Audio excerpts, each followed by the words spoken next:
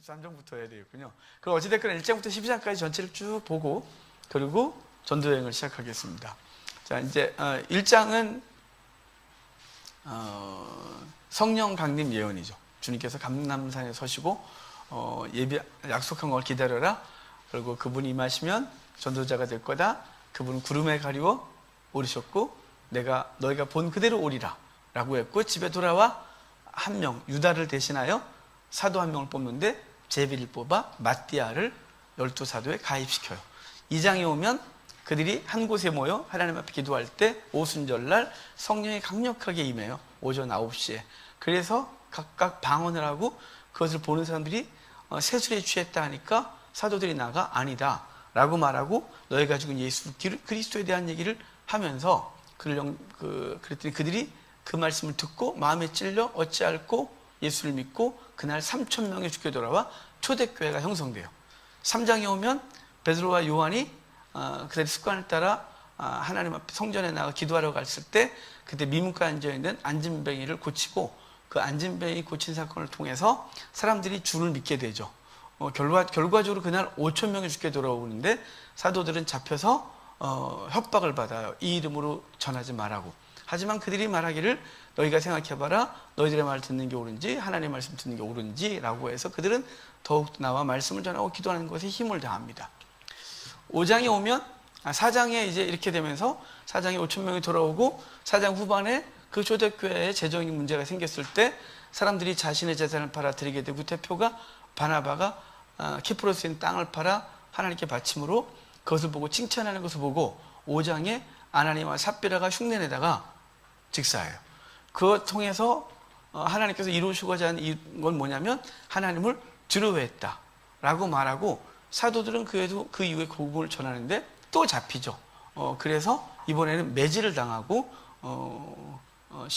고난을 당하고 나올 때 그들은 예수님의 이름 때문에 고난을 받는, 이 박해를 받는 것을 합당히 여김을 기뻐하고 나왔다라고 하는 초대교회 성도들의 강력한 능력이 보여요. 6장에 이제 헬라파 가부, 히브리파 가부의 갈등들이 생기고, 그것 때문에 사도들이 우리가 뭐 잘못하고 있다 깨닫고 이 일은 우리 집사람들한테 맡기고 우리는 말씀 전하는 것과 기도에 전무하자. 그래서 7명의 집사를 뽑아요. 성령이 충만하고 지혜롭고 칭찬받은 사람 7을 뽑아 그들을 세우게 되는데, 그 중에 우리가 2명 기억하자 그랬죠. 앞에 스데반, 빌립, 맨 마지막에 니골라. 이 니골라 당을 만드는 사람이라 그랬어요. 그러니까 나중에 잘못 갈 사람인 거죠. 하지만 이제 스데반 얘기 나오면서 스데반이 나가 복음을 증거하게 되고, 그가 기적을 행하고 표적을 행하고 사람들이 그를 듣게 돼요. 산헤드린 공회에서 그 꼴을 보고 끌어다가 산헤드린 공회에 세워서 네가 말해봐. 그래서 7장에 스데반의 설교가 나와요. 산헤드린 공회에서. 그리고 그것을 듣고 그들이 마음에 찔려 이를 갈고를 그를 성 밖으로 끌어다가 그를 돌로 죽이는데, 그때 사울이 등장하죠. 사울이 그 옷을 맞고 이제 그의 죽음을 합당히 여겼더라라고 말하면서 사울의 등장이 있어요. 그리고 나서 8장에 1장 8절에 성취. 그래서 이 일로 인하여 성도들이 유대와 사마리아와 땅끝으로 흩어졌다라고 말하면서 이제 빌립 집사님이 등장하죠. 빌립이 사마리아 가서 복음을 전했고, 이 복음을 듣고 사람들이 예수를 믿는데 아직 성령은 임하지 않은 상태에서 베드로를 중심으로 사도들이 가서 그들에게 안수하여 성령 받게 하고, 이걸 보면서 유대 마술사 시몬이 그거를 사려고 하다가 되게 혼나는 얘기가 있어요. 그리고 빌립에게 하나님 말씀하시기를 남쪽으로 내려가라. 그래서 그 말씀 듣고 남쪽으로 내려갔는데 이디오피아 내시가 예배를 드리고 돌아가다가 하나님 앞에 제사하고 돌아가다가 만나죠. 그에게 그가 성경을 읽고 있었는데 이해하냐? 모르겠다 그래서 올라가서 해석해 주는데 그 장면이 이사야서 53장이에요. 그가 묻기를 이 고난받는 사람은 이사야 본인이냐 누구냐? 라고 물었을 때 바로 그리스도다 라고 해서 그가 웅덩이 내려 세례를 받고 이디오피아에 내려가서 이디오피아를 기독교 국가로 만들었다 하고 있어요. 그 다음에 9장에 오면 9장에 사울이 등장해요. 사울이 이제 흩어진 그리스도인들을 죽이겠다고 잡아오겠다고 공회에서 이제 그 허락을 받아서 그가 사람들을 이끌고 다메섹까지 가게 되는데, 다메섹 그 입구에서 그리스도를 만나고 그는 아나니아를 통하여 안수받고 이 빈을 떨어지고 그가 곧바로 그리스도인데요. 다메섹에서 복음을 증거하고 그는 아라비아가 3년 복음 증거하다가 돌아와서 바나바의 안내로 예루살렘에 가서 사도들을 만나고 집에 돌아가서 다소에서 10년 동안 머무는 얘기. 그가 사울이 이방인의 사도로 부름받는 장면이 9장이에요. 10장에 오면 두 마리 토끼 잠달했죠. 백부장 고넬료가 가이사랴에 있었고 베드로가 그에게 가서 말씀 전하고 안수함으로 성령이 임하게 되고, 그래서 고넬료는 가서 로마 교회를 세웠을 것이라고 추정을 하고 베드로는 이제 주의 백성들과 만나 자기 일을 간증함으로 이방인에게도 성령 임하는 걸 보고, 그래서 이방인에게도 복음 증거하는 것을 이제 그들이 다 받아들이게 되는 얘기가 10장이에요. 11장 오면 안디옥에서 이방인 교회가 활성화되어져요. 그리고 그곳에서 최초의 그리스도인이란 말이 생기고 바나바가 바울을 데려다가 이제 거기서 교회를 성장시키는 얘기가 11장이에요. 12장에 오면 이 헤롯 아그리빠가 1세죠. 헤롯 아그리빠 1세가 왕이 돼서 유대로 오고, 그때 그 야고보를 잡아 죽임으로 사람들이 너무 좋아하니까 베드로를 잡아 죽이겠다고 넣어놨는데 베드로를 하나님께서 끄집어내서 살리시고, 헤롯 아그리빠는 두로 사람들 앞에서 가이사랴 그 극장에서 하나님의 영광을 지가 먹었다가 충이 먹어 죽어 하나님을 두려워하게 되고, 그 복음이 편만하게 집거되는, 다시 복음 증거에 방해가 없게 되는 일이 벌어지는 게 12장이었다 그랬습니다. 13장부터 전도행이 시작해요. 안 했네요. 진짜 생각해보니까 이거 안 했네. 자, 해보다 보니까 안 한 거라 하겠네요. 자, 13장부터 이제 복음 증거가 이루어지는데요. 자, 사도 바울이 이거 다 아는 얘기인데, 사도 바울이 전도여행을 하면서 게임 하나 만들었다 그랬죠? 369 게임. 369 사도 바울이 만든 게임. 13장 1차, 16장 2차, 19장 3차 전도여행이 시작해요. 21장에 예루살렘에 입성하고, 마치 마태복음에 예수님이 예루살렘에 입성했던 장이 21장이거든요. 그렇게 연결해 봤어요. 자, 369, 13장 1차, 16장 2차, 19장 3차, 21장 예루살렘 입성해서 잡히시고 고난을 받고, 그리고 로마로 압송되어 로마 감옥에서 복음 증거하는 것으로 마치는 것이 사도행전이에요. 이제 이후부터 바울이 이 복음 증거를 하면서 성경을 쓰잖아요. 서신서를 바울 서신을 사도 바울 쓰는데 이렇게 기억하면 돼요. 1차 때 1권, 2차 2권, 3차 3권, 4차 4권, 5차 3권. 4차, 5차까지 나간 건 로마 감옥에 있을 때를 4차, 로마 감옥에서 나온 걸 5차라고 정의하고 말하는 거예요. 자, 1차 갈라디아서 1권, 2차 데살로니가 전서 후서, 3차 고린도 전후서 로마서, 4차 옥중서신, 그래서 에필 골문, 5차 목회서신 디모데 전후 디도서. 다시 할게요. 1차 1권 갈라디아서, 2차 2권 데살로니가 전후서, 3차 3권 고린도 전후서 로마서, 4차 4권 옥중서신 에필 골문, 5차 3권 디모데 전후 디도서 목회서신 쓰고 끝나는 게 바울의 여정이죠. 사실은 4차 때 5권 썼어요. 한 권이 없어졌죠. 라오디게아서라고. 원래 있었는데 없어요. 우리는 없어요. 근데 성경에 기록했다는 골로새 교회에 편지하면서 너희에게 편지를 라오디게아에 보낸 편지를 너희도 갖다 읽으라 그래서 라오디게아서가 있었다는 흔적이 있는데, 우리에게는 내용도 모르고 그 다음에 어떤 성경인지 전혀 몰라요. 하여간 5권 썼었는데 현재 우리가 남아있는 건 4권. 그래서 1차 1권, 2차 2권, 3차 3권, 4차 4권, 5차 3권. 이렇게 해서 이제 사도 바울이 전도를 하면서 성경을 쓴 것이래요. 이건 이제 우리가 전도여행을 하면서 사도 바울이 그 글은 왜 썼는지, 쓴 배경에 대해서 내용도 살짝 건들고 넘어갈 거고, 서신서의 내용은 이제 사도행전 끝나고 로마서 할 때 로마서 내용, 고린도 할 때 고린도전서, 전후서에 충실하게 그 내용들을 함께 보겠습니다. 종종 성경을 강조하시고 하시는 분들이 전도여행을 하면서 1차 때 갈라디아서 갑자기 또 갈라디아서 막 하다 또 돌아와서 그러는데 제가 그렇게도 보고 해봤는데 정신이 없어요. 공부하시는 분들이. 그러니까 사도행전은 확 끝내주고, 그리고 이제 로마서 할 때 다시 그 배경 얘기 해드리고 로마서 하고, 고린도 전후서 할 때 고린도 전후서가 왜 쓰여졌는지 그 2차 전도여행 얘기를 좀 해주고 쓰고, 이렇게 보는 게 훨씬 우리가 성경을 정리하는 데 편해요. 어차피 흐름 속에서 그 1차 때는 왜 썼는지 2차 때는 왜 썼는지 이런 얘기를 사도행전 역사를 하면서 볼 거예요. 자, 사도행전은 지도를 보면서 할 거거든요.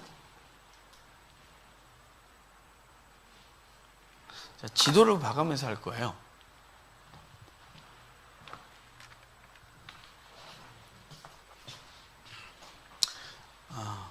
자, 이제 13장부터 전도 여행이 시작되는데요. 네. 안디옥에서부터 출발하죠. 안디옥에서 이제 그들을 안디옥 교회가 선교사로 구별해서 안수하여 파송해요. 근데 그 첫 번째 선교 파송을 누가 당하냐면 바울, 바나바, 그리고 바나바가 조카 마가를 데려가죠. 그러니까 바나바, 바울, 마가가 어디 가냐면 키프로스를 가요. 여기 구브로. 우리 성경에는 구브로라고 되어 있고, 저게 그냥 일반 지리적으로는 지리에선 키프로스 그래요. 이 키프로스를 바울이 가요. 사실 저기 키프로스는 누구의 고향이냐면 바나바의 고향인 거죠. 저기 땐 땅 팔아갖고 예루살렘 교회에다가 헌납한 거예요. 바나바가. 그러니까 사실은 저기서 자랐고 저기서 살았고 그러다가 크리스찬이 되면서 그는 예루살렘에서 주님 만났겠죠. 언제 바나바가 예수님 믿었는지는 모르지만 아마도 오순절 성령 강림 때 주님 만나고, 그리고 그때부터 초대교회의 중요한 헌신자로, 그리고 복음 증거자로 섰다고 보여져요. 복음 증거하는데 자기 마을로 가요. 출신 마을로. 바나바와 바울과 마가가 저렇게 가는데요.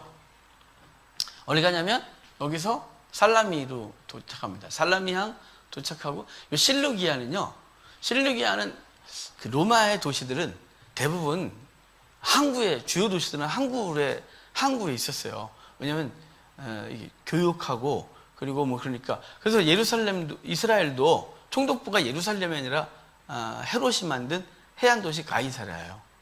그래서 유다의 주요 항구 도시가 가이사랴예요. 그런데 이 시리아의 중심 도시가 안디옥이었는데, 이 안디옥은 항구 도시가 아니라 내륙 도시였어요. 그래서 그 부속 항구를 갖고 왔는데 그게 바로 이 실루기아죠. 이 실루기아는 바로 안디옥으로 들어가는 중요한 항구였어요. 그러니까 대부분 그렇게 해서 갖고 있는데, 하여간 이 실루기아에서 배를 타고 살라미로 와요. 살라미로 와서 살라미에서 이제 저기 아이고 뒤로 버가까지 가야 되는데, 버가까지 쭉 가는 과정 가운데 일이 벌어져요. 바울이 복음을 증거하는데, 거기 5절 좀 보실래요? 13장 5절. 살라미에 이르러 하나님의 말씀을 유대인의 여러 회당에서 전할세 요한을 수양원으로 두었더라. 요한은 갑자기 누구냐면 마가예요. 마가를 요한 마가 요한 이렇게 부르거든요. 6절에 온 섬 가운데로 지나서 바보에 이르러 바예수라는 유대인 거짓 선자인 마술사를 만나니. 바보에 가서 바예수를 만난, 바보 같은 데라고. 바보라는 도시, 저기 항구가 있잖아요. 사실은 바보 아니고 파포스를 바보라고 우리 번역해서 저기다 넣었어요. 저기 키프로스 사람들이 자기네 저기를, 저 항구를 우리나라 말로 바보라고 번역했다면 기분 되게 나쁘겠죠? 그러니까 이제 바보인데, 이 바보 항구가, 파포스가, 사실은 굉장히, 저쪽에선, 유명한 도시예요. 왜 유명하냐면, 저 파포스가, 저 키프로스 자체가 주신을 누구로 섬기냐면, 아프로디테를 섬겨요. 아프로디테는 로마 신화로 가면 비너스가 되죠. 그래서 아프로디테나 비너스나 생기기 똑같아요. 그의 아버지가 그 성기가 잘리면서 바다에 떨어지죠. 우라노스인가요? 그 성기가 바다에 떨어지는데, 그 우라노스의 성기가 바다에 떨어지면서 불불 막 끓어요. 그 불불 끓는 데서 태어난 사람이 여신이 아프로디테예요. 그래서 이 아프로디테는 성기가 떨어지고 거기서 불불 끓으면서 올라왔던 여신이라서 그 여신은 성적인 매력을 갖고 있어요. 그래서 아프로디테는 미녀예요. 그래서 아프로디테는 앞뒤도 예쁘고 뒤뒤도 예쁘다 그래서 아프로디테거든요. 그 아프로디테는 그래서 그 그리스 신화나 로마 신화에서 아프로디테를 그려놓은 그림들은 다 가리비에 있고 그 여인이 딱 있고 나시는데 긴 머리로 다 가릴 건 다 가리시고 이렇게 묘한 자세로 서 있는 여인이 아프로디테예요. 그 아프로디테를 주신으로 섬길 수밖에 없죠. 아프로디테가 바다에서 떠올라서 가장 먼저 발을 디딘 육지가 파포스거든요. 그 파포스 항은 아프로디테를 섬기는 도시인 거예요. 아프로디테의 남편이 대장장이 갑자기 이름이 생각 안 나네. 제우스의 이거 뭐 번개 만들고 다 했던 대장장이 누구요? 말해봐요. 맞는 것 같아요. 예, 헤파이토스예요. 헤파이토스는 정말 못생겼거든요. 그리고 하여간 미녀하고 야수하고 하여간 뭐 그런 그리스 신화가 있어요. 하여간 자기 헤파이토스요? 네, 다 보여요. 자, 하여간 그러면서 아프로디테가 미여신이 되는데요. 아프로디테를 섬기는 모든 주신으로 섬기는 도시는 다 음란해요.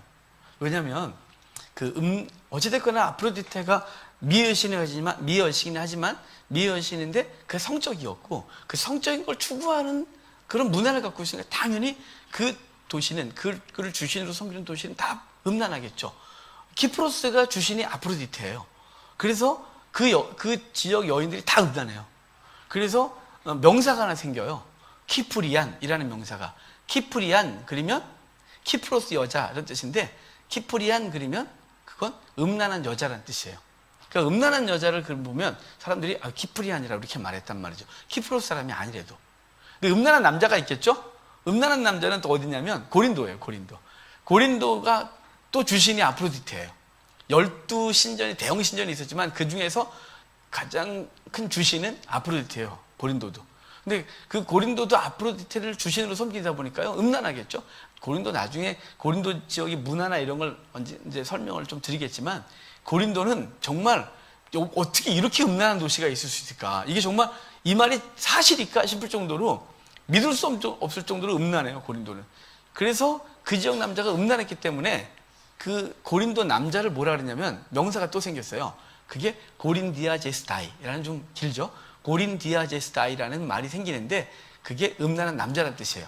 고린도 남자다 이런 뜻인데 고린도 남자는 음란했거든요. 그래서 고린디아제스타이. 그러니까 남자는 고린디아제스타이, 여자는 키프리안. 둘이 만나면 감당할 수가 없이 음란해지는 거죠.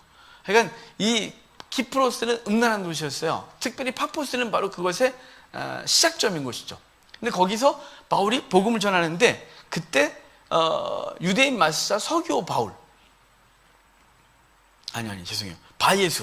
바예수가 예수예요. 예수가 바는 우리 바예수 있지만 우리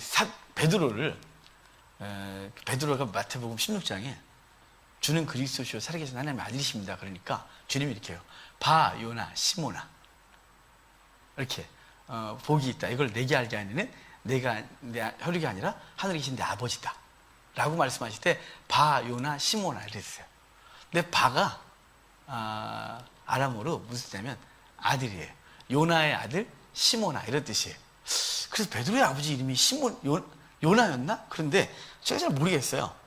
주님께서 그 요나같이 변덕이 심했던 사람의 아들이라고 일부러 말하신 건지 진짜 베드로의 아버지가 요나인지 그걸 제가 잘 모르겠어요. 제가 좀 검색을 하고 찾다가 못 찾았거든요. 답을 못 드리겠고 하여간 여기 예수의 아들이라는 사람이에요. 그렇다고 예수님의 아들 아니니까 또 오해하지 예수님의 아들을 낳으셨어? 그럼 안 돼요. 당시 예수라는 이름은 무지하게 흔한 이름이에요. 모든 압박과 박해 가운데 있을 때 유대인은 자녀를 낳으면 구원자 이름을 줬어요. 예수와 민족을 구하라고 이 민족을 살리라고. 그러니까 하여간 바예수 예수님의 이름을 기억하면 돼요. 하여간 거기 키프로스에서 마술사 바예수가 그 복음 증거를 방해해요. 그러니까 바울이 그 복음 증거를 방해하는 바예수를 향하여 저주합니다. 그래서 거기 뭐라 하냐면 말씀을 듣고 그냥 그에게 눈을 멀게 하죠. 근데 이 사건 때문에 어떤 일이 벌어지냐면 총독이 예수를 믿어요. 8절에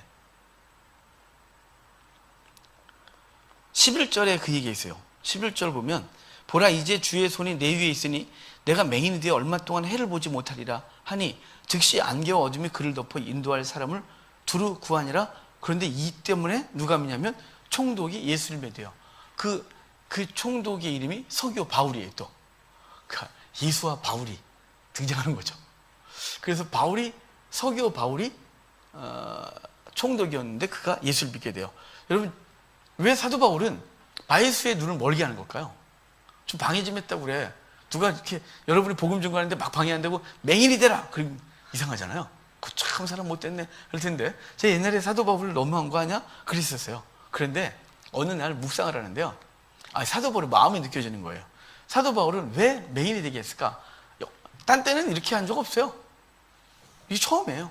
사도 바울이 왜 이렇게 했을까 싶으면 자기가 예수님을 박해했잖아요. 예수님을 믿는 걸 복음 전가를 방해하고 막 믿는 사람 잡아다 막 그러고 그랬는데 그때 자기가 그렇게 못되게 그랬을 때 눈이 멀었다 뜨면서 주님 만났어요. 아마도 바울은 지금 이 바예수가 막 방해를 하니까 자기의 옛 생각이 났겠죠. 너도 주님 만나 라는데 이게 그냥 말로 안 되니까 눈을 멀었다 뜨게 하면 자기처럼 주님을 만날 거라고 생각해서 했다고 보여져요. 근데 걔는 안 믿고 그걸 옆에서 보고 있던 서기오 바울이 예수를 믿어요. 총독이. 그래서 키프로스의 총독이 크리스찬이 되는 일이 벌어지는 게 여기서 벌어진 사건이에요. 그런데 여기 이 키프로스에서 중요한 한 사람이 살다가 죽어요. 그 사람이 나사로예요.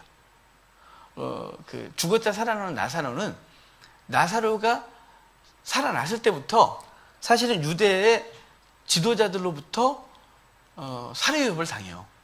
얼마나 그렇게 했어요. 나사로가 다니는 건 걸어다니는 복음이에요. 사람들이 그러지 않겠어요? 저 사람 죽었다 살았어. 저 사람 있잖아요. 썩어갖고 지물이 질질 났는데 갑자기 살아나더니 음식을 먹고 살아나 좀 멀쩡해졌어. 저기.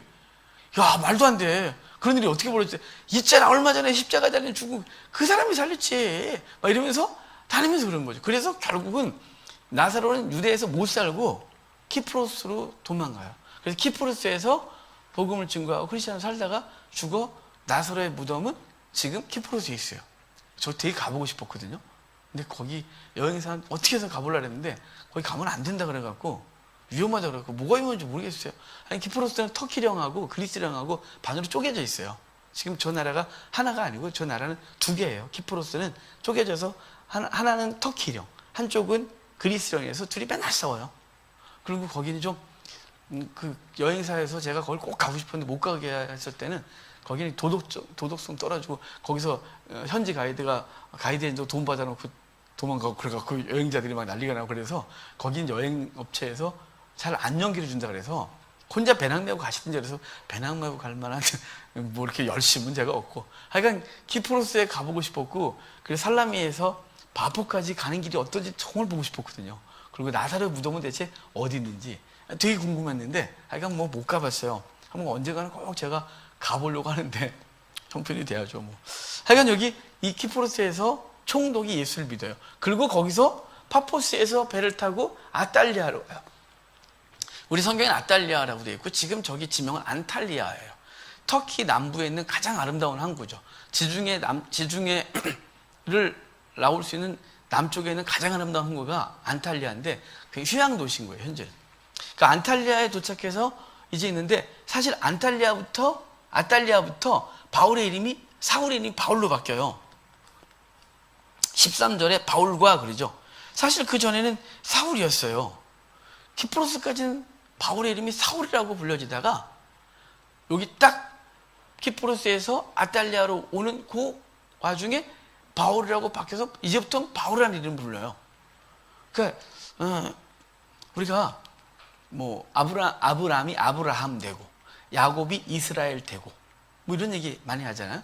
근데 사울이 바울 되고 이렇게 해서 보기도 하지만 이게 사울이 다메섹에서 사울이 바울 된 게 아니에요. 변화되면서 된 게 아니라 사울은 스스로 취해요. 사울이라는 이름을 바울로 스스로 바꿔요. 왜냐하면 또 이름의 뜻이 또 그래요.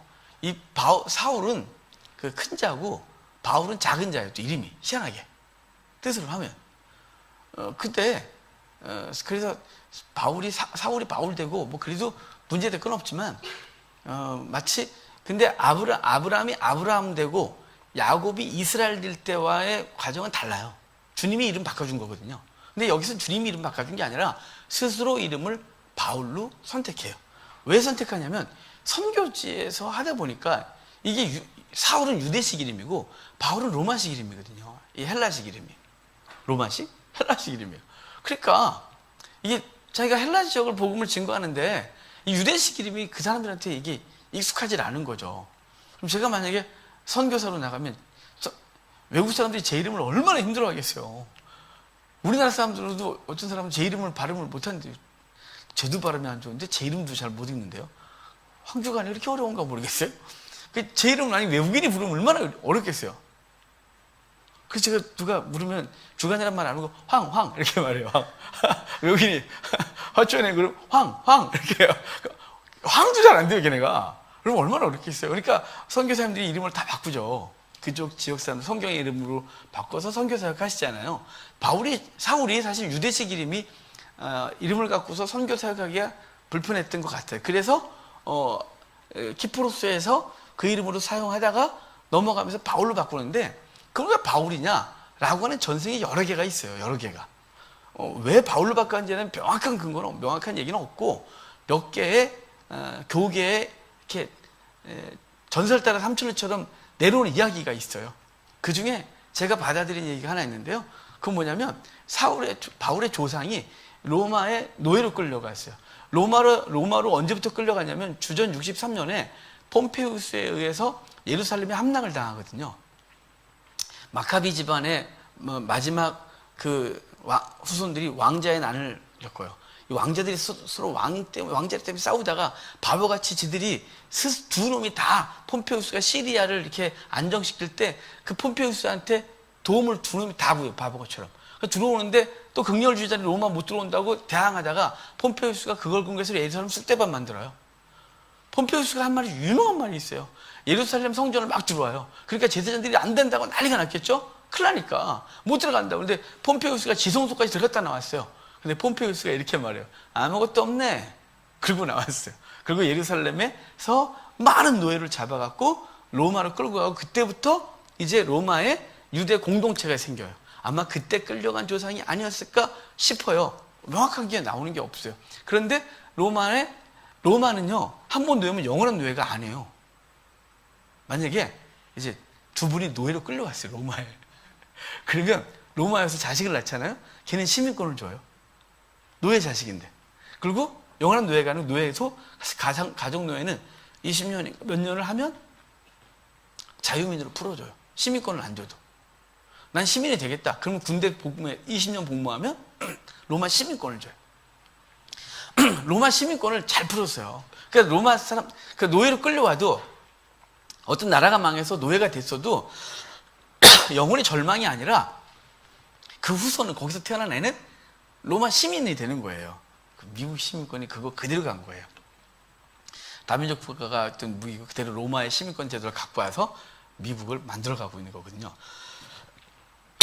하여간 그 주인이 풀어줬는데 그 조상이 너무 고마우니까 그 주인의 이름이 바울이었대요. 그래서 바울의 조상이 자기의 집안명을 바울로 바꿨고, 그래서 사울은 물 안 갈더라고. 사울은 유대식 이름은 사울이었고 그 집안명은 바울이었던 거죠. 그래서 그때부터는 바울이라는 이름을 갖고서 활동했다라고 해요. 아탈리아에 도착했고 아탈리아에서 버가로 가요. 버가에 갔는데 버가에서 누가 돌아가냐면 마가가 집으로 돌아갑니다. 마가가 돌아간 이유가 몇 가지 있어요. 몇 가지. 자, 이제 몇 가지 말씀을 드릴 테니까 제가 알고 있는 모든 설이에요. 설. 명확한 게 없어요. 그럼에도 불구하고 왜 돌아간지는 알아야 안 되겠어요. 첫 번째 설은 뭐냐면 마가의 아버지가 예루살렘의 사업터를 물려주고 죽었는데 마가가 그 사업을 이어받고 하다가 그가 여기 선교 여행을 따라왔다가 예루살렘의 사업터가 문제가 생겼다고 해서 돌아갔다는 설이 하나 있어요. 또 하나는 자기 외삼촌 바나바가 계속 사울을 이끌고 다녔잖아요.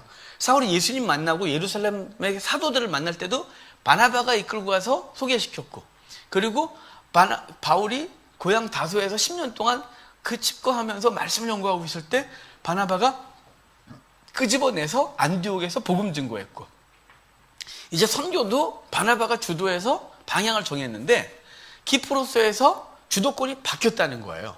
마가가 보기에 갑자기 바울이 앞장서서 막 하는 걸 보고 열받아서 집에 갔다는 설.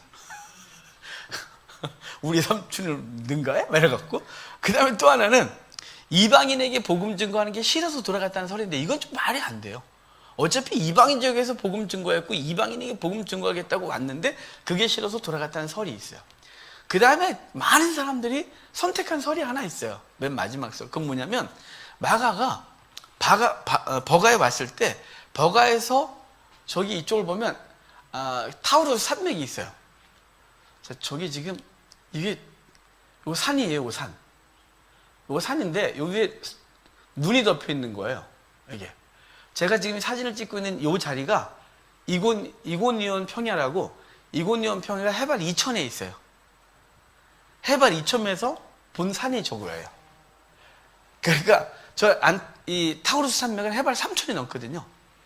그러니까 버가에서는 해안 도시에서 저걸 보면 3000m 높이의 산 꼭대기를 보고 있는 거예요. 그래서 한여름을 제외한 거의 한두 달을 제외한 모든 계절에 눈이 쌓여 있는 곳이 저 타우루스 산맥이에요. 그리고 여름에는 강도떼를 저 산맥을 넘다가 도둑떼를 만나서 많은 여행객들과 이런 사람들이 해를 당해요. 그러니까 저 계절이 언젠지는 정확하게 모르겠지만 마가가 저 앞에 섰을 때 그 산맥을 보면서 삼촌 나 안 해요. 안 가요. 그래갖고 돌아갔던 설이 있어요. 나중에 바울이 바나바가 마가를 같이 가자, 2차 때 같이 가자 할 때 바울이 바나바와 크게 다퉜는데요. 만약에 이해가 가능한 일 때문에 돌아갔다면 싸울 일이 없겠죠. 만약에 첫 번째 설대로 갑자기 사업부터 문제가 생겨갖고 꼭 가봐야 될 일이 있었다 그러면 어느 정도 이해할 수 있으니까 그렇죠. 주도권? 이것도 그렇고 이방인에게 그것도 그렇고 근데 힘들어 갈래 이래갖고 이것 때문에 이제 싸웠다는 설이 있는데 몰라요. 하여간 어찌됐거나 마가가 버가에서 돌아와요. 그리고 저 버가란 동네가 이름이 왜 버가냐면 삼촌 버거워. 그래서 버가예요. 그래서 자기가 버가에서 돌아가고 바울과 바나바가 저 타우루스 산맥을 넘어서 비시디의 안디옥으로 가요. 사실 사도 바울은 이 1차 전도행을 시작하면서 계속 어디로 가냐면 그 지역의 회당으로 계속 다녀요. 계속. 이고니온 여기 아까 키프로스에서도 회당을, 그리고 비시디 안디옥 갔을 때도 회당을, 그리고 또 1차 갔다 오고 2차 때도 계속 회당으로 다녀요. 계속. 그래서 회당에 계속 가게 되는데 왜 회당에 가서 복음을 전하냐면 회당 가면 당연히 그를 반대할 유대인이 있다는 걸 잘 알잖아요. 그럼에도 불구하고 회당에 간 건 회당에 세 부류가 있어요. 회당에. 첫 번째 부류는 유대인이면서 유대인. 그러니까 유대인이죠. 100% 유대인. 그 다음에 이방인인데 할례 받은 유대교도. 그러니까 이방인인데 유대교를 선택한 거예요. 근데 얘는 할례까지 받은 거예요. 세 번째는 이방인인데 유대교도가 됐어요. 근데 할례는 안 받은 거예요. 그러니까 세 부류예요. 유대인이면서 유대교도, 이방인인데 할례 안 받은 유대교도, 할례 받은 유대교도, 하나는 할례 안 받은 이방인이 유대교도가 있는 거예요. 그런데 회당 안에 들어오면 그 세 부류가 두 부류로 나눠져요. 유대인이면서 유대교도, 이방인인데 할례 받은 유대교도는 그냥 유대교행, 그냥 유대인으로 받아들이는 거예요. 그냥 할례 받은 것을 통해서 너는 유대교도, 완전한 유대교도로 받아들이는 거예요. 근데 할례 안 받은 유대교도는 유대교도도 아니고 이방인도 아니고 아주 애매해서 우리 예배당 이렇게 있고 저기가 이제 저 유리문으로 저쪽 있잖아요. 그러니까 거기에 이렇게 방청객 같은 데 있고 여안에 못 들어오는 거예요. 왜냐면 할례 안 받은 것 때문에 너희는 완전한 유대교도가 아니야 라고 해서 저쪽 입장에서 생각해 보면 내가 더 신실하게 하나님 여호와를 섬기는데 저것들은 할례 받았는데 개판인데 저것들은 저 안에 들어가 있고, 나는 할례만 안 받았을 뿐 더 경건하게 하나님을 섬기는데 저기 있는 거예요.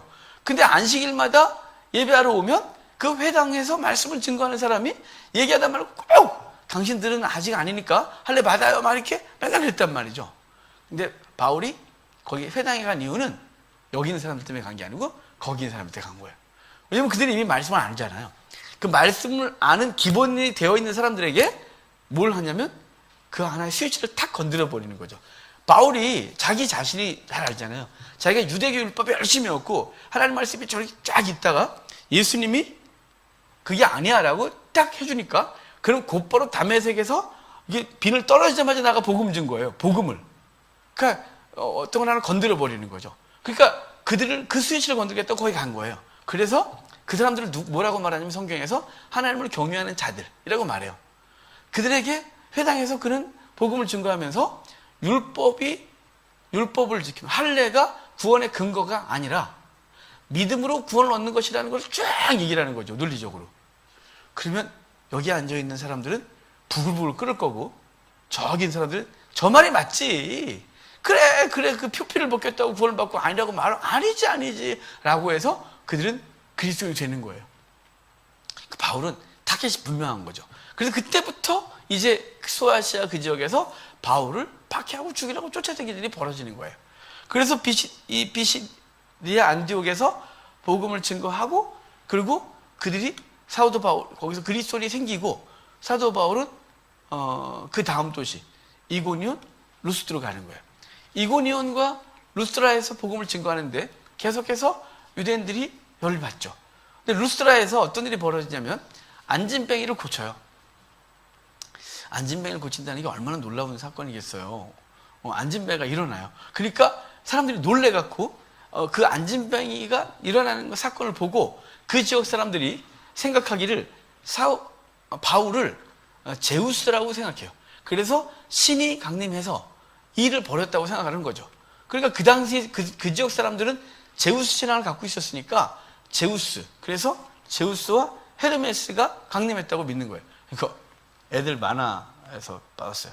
제우스를 본 적이 없어서 얘 제우스예요. 얘가 헤르메스예요. 여러분 제우스가 지금 번개 들고 있죠? 이 번개 들고 있는 건 우리 저기 레반트, 그러니까 지금 이스라엘, 지금 레바논, 시리아 이쪽에서는 이걸 누구라고 부르냐면 얘가 바알이에요. 얘가 지중해로 오면 제우스가 되어져요. 메소포타미아로 가면 담무스가 되어져요. 똑같은 애들이에요. 똑같은 애들. 얘네 번개를 들고 천기를 주관하죠. 팍 쳐갖고 비를 내려요. 비록 담무스와 제우스, 바알은 6개월 지하에 있다가 6개월 지상으로 올라오는 그런 걸 따라가지만 또 지중해로 가면 지하와 지상을 따로 나누죠. 제우스는 하늘을, 그 다음에 지하는 빨리 말해봐요. 지하. 바다는 포세이돈이고 지하.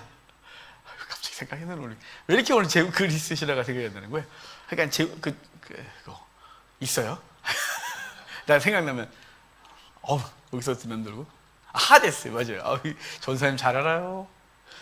공부 많이 했나 봐요. 자, 하데스 얘기. 하여간 나눠지지만 하여간 어찌됐거나 이 형태는 어떤 6개월 이거는 여기 있고 지중해를 가면서 지하로 내려가는 거는 자기가 안 하고 하데스한테 넘기고 자기는 하늘을 지키고 있지만 하여간 얘가 똑같은 애예요. 번개를 갖고 있죠. 얘는 전령이에요. 꾀돌이, 거짓말도 잘하고 말을 전하는데 바울이 말을 막 하잖아요. 그래서 바울을 허메스스, 헤르메스. 옛날에 허메스스 그래서 이게 입에 붙었어요. 헤르메스. 그 다음에 제우스를 스스. 그러는데 얼굴 잘생긴 그 바나바를 제우스라고 하고 앞에서 일하고 말하는 사람을 바울이라고 그래요. 그러니까 그들에게 와갖고 그 신전에서 와서 화환하고 소를 갖고 와서 제우스에게 제물 드리겠다고 막 몰려왔어요. 그러니까 바울이 옷을 찢으면서 이 헛된 신을 섬기지 마라. 우린 너희가 성전에 갔다. 제우스 헤르메스 그거 신 아니다. 막 이렇게 하니까 얘네들이 분위기가 묘해지지 않겠어요? 신인 줄 알고 왔는데 니네 신은 엉망이야. 아니야. 막 그러니까 이게 뭐 혼낼 수도 없고 막 그러는데 유대인들이 저 안디옥에서부터 오고 이고니에서 쭉 왔던 애들이 그들을 충동하여 바울을 돌로 쳐요. 그래서 바울을 돌로 쳐서 버렸는데 바울이 거기서 툴툴 털고 일어나잖아요. 바나바가 맞았다는 얘기는 없어요. 왜 안 맞은 줄 아세요? 잘생겨서요. 나중에 저기 빌립보 가서 맞아요. 신라가 맞았다는 얘기는 없어요. 바울만 맞아요. 그래서 진짜 왜 그러지? 그때부터 성경은 없지만 맞았는지도 모르죠. 하여간 바울만 항상 맞아서 맞았다는 거 항상 바울만 맞았다는 얘기가 있고 함께 있던 사람이 맞았다는 얘기 없어요. 하여간 바울이 맞아갖고 거의 거반 죽었는데 살아나서 이제 그가 어디를 가냐면 더베로 가죠. 여기 더베로 가서 더베에서 복음을 증거하고 더베에서 복음을 증거하고요. 사실은 바울은 몸이 만신창이가 됐으니까 여기 더베에서 여기 오면 다소해요. 그래서 자기네 집에 올 수도 있었을 것 같거든요. 저는 저 같으면 바나바 이제 집에 갑시다. 나 좀 아파. 너무 아파. 그래갖고 집에 왔을 것 같은데 바울이 백을 해요. 그래가지고 다시 여기 더베에서 루스드라, 이고니온, 안디옥, 뭐가 이렇게 와서 다시 거꾸로 오는 거예요. 왜 그랬냐면요. 바울은 자기가 그곳에서 교회가 없던 곳에서 교회에 세우고 그곳에서 크리스찬이 됐어요. 근데 그들을 제대로 양육을 못한 상태에서 그들이 기독교인이 된 거잖아요. 우리로 말하면 예수 믿게 된 거예요. 그런데 예수 믿게 됐고 자기는 돌에 맞아서 막 이랬지만 이 사람들도 동일한 박해를 당할 것이잖아요. 그래서 바울은 그 돌아가서 그들에게 그리스도를 섬기라고 안정시키고 신앙을 권면하고 굳게 하고 돌아오는 거예요. 바울의 열정이에요. 저는 여기서 바울이 이런 사람이 다 있나. 저는 만약에 어디 가서 매를 맞았으면 난 그 동네 안 갈 것 같거든요. 왜 가요? 거길 또 맞으려고. 근데 바울이 가요. 바울이 무서웠을걸요? 딱 맞으면 때려. 이 제일 무서워요. 바울이 그러고 오는 거죠. 바울이 그러고서 이제 돌아와서 예루살렘에 도착해요. 예루살렘에 가서 자기 일을 보고하면서 그런데 예루살렘에서 회의가 벌어지죠. 예루살렘에서 회의가 벌어진 건 뭐냐면 이방인이 죽게 돌아오면 나름대로 규례를 좀 정하자요. 왜냐하면 그들이 교회 들어오는데 막 들어오게 하면 뭔가 좀 그러니까 나름 그래도 질서가 있어야 되지 않겠냐 이거죠. 그래서 최소한의 질서를 정한 게 있어요. 먹는 거 3개, 행하는 거 하나. 행하는 거는 구약이나 신약이나 동일하게 변하지 않은 게 있어요. 그거는 음행이에요. 그래서 음행을 금하고 3개는 먹는 거예요. 목매주인 거 먹지 말고 피채 먹지 말고 우상제물을 먹지 말고.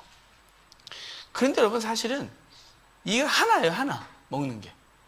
목매주인 거 또 피채 먹지 말고 우상제물 먹지 말고는요. 유대인들은 성경 동물을 먹는 법이 있어요. 양이 먹고 싶다. 그러면 양을 최대한 피를 이렇게 살에 배지 않도록 최대한 빨리 잡아서 피를 다 뽑아요. 그리고 피를 뽑은 다음에 그걸 염장해요. 삼투압작용을 통해서 피가 빠져나오게. 그 다음에 물에 담가서 나머지 피를 빼요. 그리고 고기를 먹어요. 맛없겠죠? 그래서 먹어요. 여러분 사울이 자기가 범죄한 것 때문에 자기가 사무엘 오기 전에 먼저 제사를 지낸 것 때문에 사무엘이 와갖고 당신 버렸다 그러니까 사울이 다시 그걸 회복하고 싶어서 군사들에게 금식 명령을 내려요. 금식 명령 내리고 나서 그 밥을 굶고 전쟁을 했으니 얼마나 배가 고파요. 그 전쟁에 다행히 이겨요, 은혜로. 그런데 그들이 약탈했던 짐승들을 배가 고프니까 그냥 도살을 해서 먹어요. 피채 먹어요.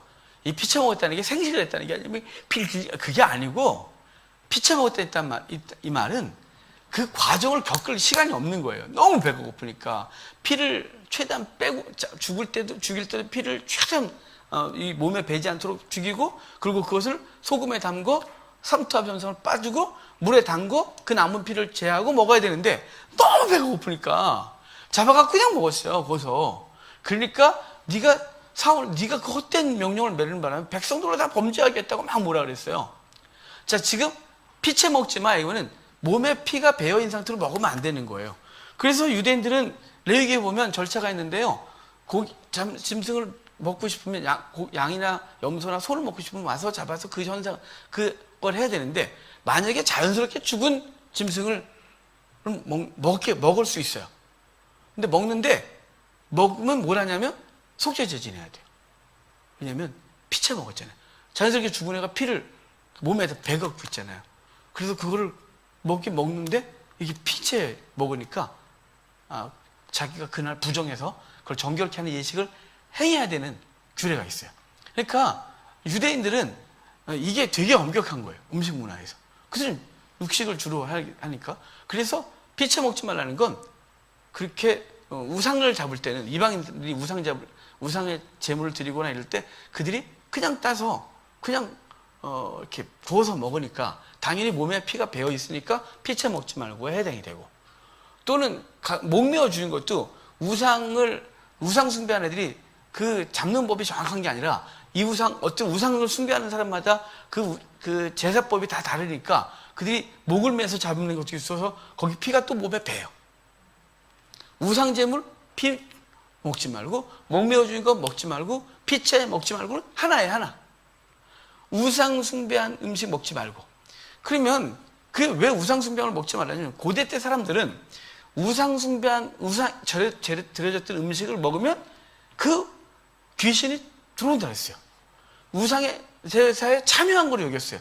그러니까 하나님을 섬겨야 되는데, 그러면 다른 문제, 다른 건 다 놔두려도 신앙적인 문제는 분명해야 된다고 생각해서 우상 숭배에 가담하지 않게 하는 것이 먹는 문제가 심각했으니까 그거에 대해서 절제시키고, 삶은 다른 거 아니고 음행의 문제만 절제시켰어요. 그 두 가지가 사실은 두 가지예요. 네 가지가 아니라 두 가지죠.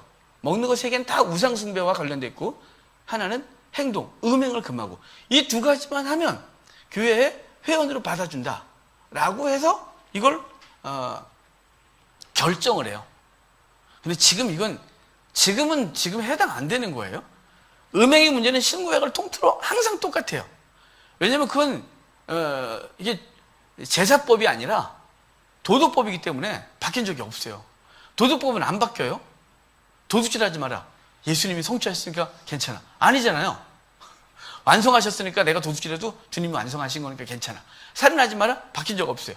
부모에게 효도하라. 바뀐 적 없어요. 음행하지 마라. 바뀐 적 없어요. 도덕법은 안 바뀌어요. 이건 영원한 거예요. 영원해.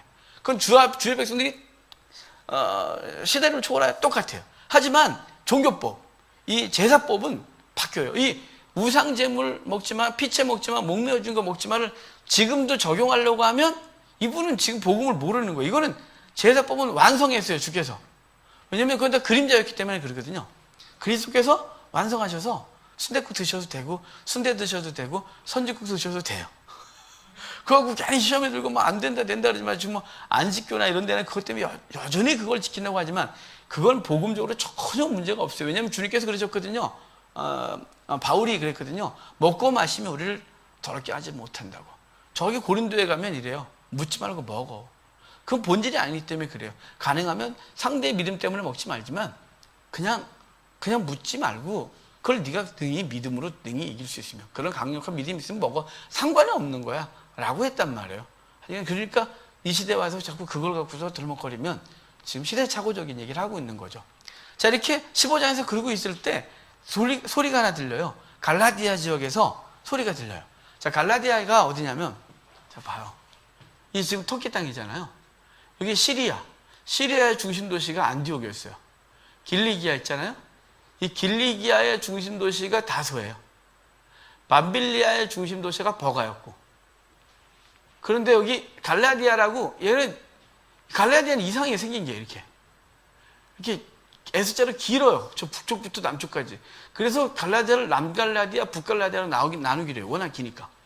근데 하여간 사도 바울이 1차 전도여행을 갔던 지역이 다 갈라디아 지역이에요. 보면 여기 안디옥, 이고니온, 루스트라, 더베가 다 갈라디아 지역이에요. 이 갈라디아 지역에서 무슨 소리가 들리냐면, 사도 바울이 거기서 복음을 증거할 때 율법 폐기, 특별히 대표적인 게 할례는 구원의 조건이 아니다. 오직 믿음으로만 구원받는다. 이게 해놓고서 교회를 세워놨는데 이 사람들이 신앙 경륜이 짧잖아요. 복음을 제대로 배우진 적이 없는 거예요.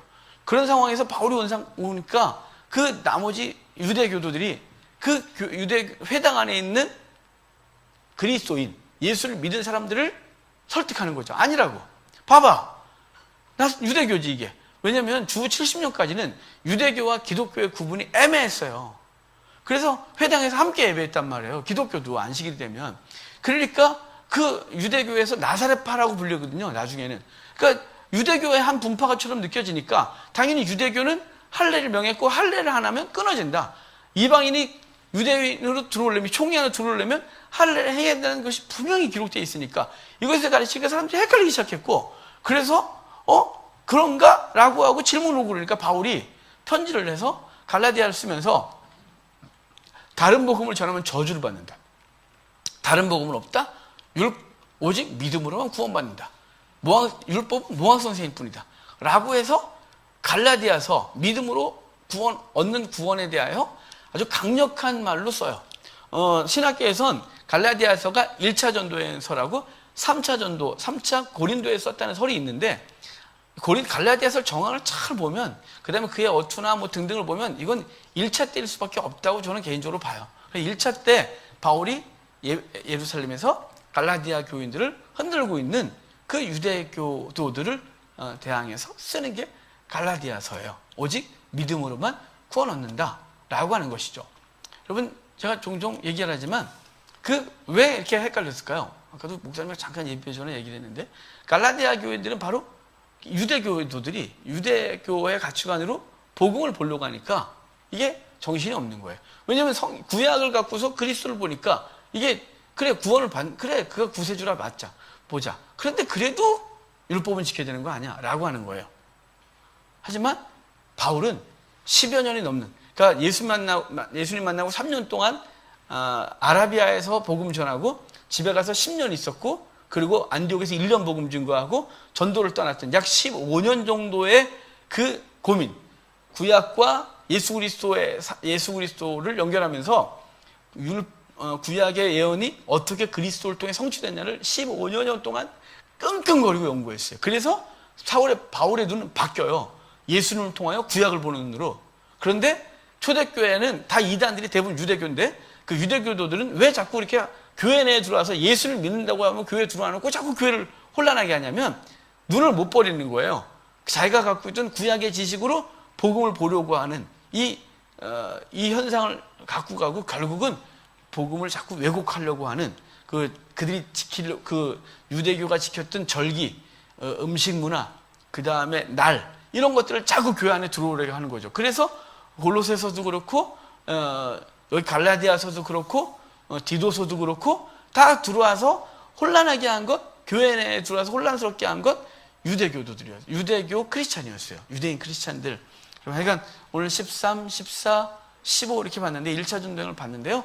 1차 전도행을 통해 사도 바울은 이제 본격적으로 전도행을 시작하면서 이제 본격적으로 누구와 싸울 거냐면, 이방인들에게 복음 증거하는 건 도리어 수월했는데 유대교도들과 끊임없는 갈등을 일으키고 유대인들이 사도 바울을 죽이려는 이 엄청난 시도를 하게 돼서 2차 전도행 때부터 사도 바울은 본격적인 박해를 당하게 됩니다. 특별히 그리스로 넘어가면서 회당에 가서 복음을 증거하면서 유대교에게 엄청난 박해를 당하고, 그리고 이제 바울을 죽이려고 하는 사람들이 점점점 많아지는, 바울을 죽이자면 내가 밥을 안 먹는다고 작정한 사람이 수만 명이 되는 일이 벌어지는 게 바울의 복음 전도 되는데요. 2차 때도 회당만 다니면서 지역에서 또 회당 가고 또 회당 가고, 빌립보만 회당을 안 갔어요. 왜냐하면 빌립보는 회당이 없었어요. 유대교도가 10명이 없었기 때문에 그래요. 10명만 있어서 회당 만들었는데 10명이 없어서 회당이 없었어요. 뭐 몇 명이 있었는지는 몰라요. 하여간 최소한 10명은 없었어요. 그래서 빌립보는 회당이 없어서 안식일날 물가로 기도하러 갔다가 거기서 이제 일이 벌어지는 거죠. 하여간 이 얘기를 다음 주에 연결해서 하도록 하겠습니다. 예, 기도하고 마치겠습니다. 하나님 감사합니다.